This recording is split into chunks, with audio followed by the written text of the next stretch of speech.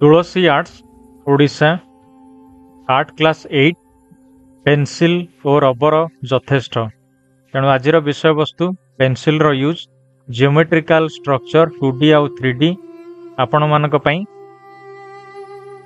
विभिन्न प्रकार रो 2D structure मांकीची आउ 3D भी आमे 3D स्ट्रक्चर गुडा को शेडिंग करिबा गोटाए परे गोटे ट्रायंगल रो गोटे 3D स्ट्रक्चर होची टेट्राहेड्रन बा जाको ट्रायंगुलर पिरामिड कहा जाए तार शेडिंग करिबा स्क्वायर स्फीयर सिलिंडर ए सबुतिर शेडिंग दुई प्रकार रो गोटे हला सेल्फ शेडिंग बा ऑब्जेक्ट रो निज भितर लाइट रो पोजीशन बा लाइट रो रिफ्लेक्शन अनुसार शेडिंग करा हुए।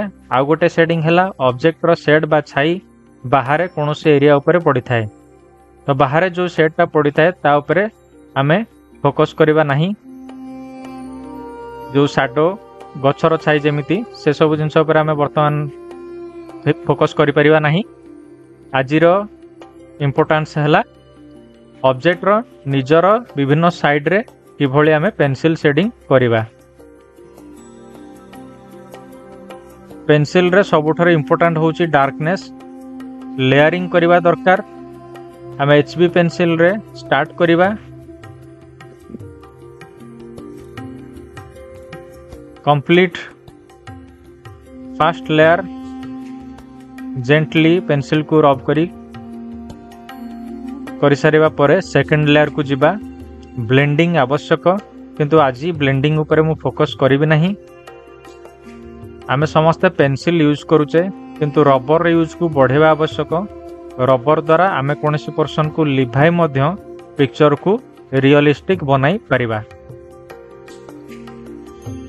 एथिरे देथिबा 3D स्ट्रक्चर सबू आहुरी अनेक प्रकार अच्छी आपण माने निजे घरे आंकी ए सबू बनै परिबे।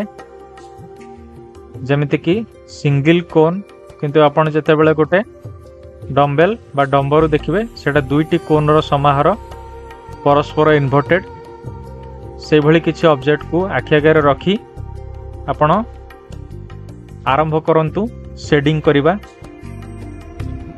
जो इमेज गुड़िक बा जो 3D डेमो गुड़िक मु छाड़ी देछि से गुड़िक मध्य निजे ड्रॉ करी आपण शेडिंग करिबा आरंभ करंतु। Shading is very very important. जते बेला आमे कलरिंग करि थाउ ता पूर्वरु आमे जदि प्रॉपर शेडिंग करिथिबा हमकु कलरिंग रे बहुत सहज हबो। मुख्यतः वाटर पेंट रे हमकु बहुत सहज लागिबो। लाइट को डायरेक्शन रु पड़ुची से ऊपर मु आजिर वीडियो रे फोकस करिनी। आजिर वीडियो हला आमे ऑब्जेक्ट रो विभिन्न साइड परस्पर ठु केंती डिस्टिंग्विश करिबा सेथि पई आमे शेड रो यूज करिबा। फर्स्ट लेयर परे आपण 6B बा 8B पेंसिल यूज करि पारंती। शेडिंग करि सारिबा परे जदि आपणकर पिक्चर टी आपण पई बेसी यूजफुल बेसी दरकार बा कहा पई बनौछंती ताहले ताकू प्रिजर्व करिया निहाती दरकार। कारण ग्राफाइट डस्ट गुडाक एपट सेपट लागिवो पेपरटा खराब हो जवार संभावना अच्छी पिक्चर ब्लर हो जिवो। तेणु आपण शेडिंग करि सारिबा परे वार्निश यूज करंतु। लिक्विड हो बा स्प्रे वार्निश हो ताकू यूज करंतु। पिक्चर आपणकर प्रिजर्व होइक रहिबो।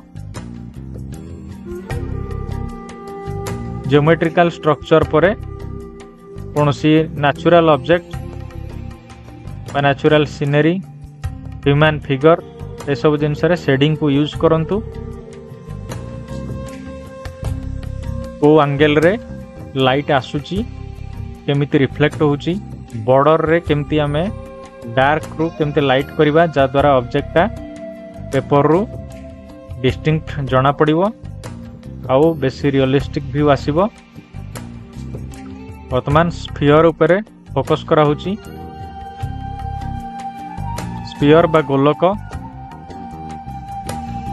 हमकु गोटे सर्कल रो 3D इमेज हला स्फीयर।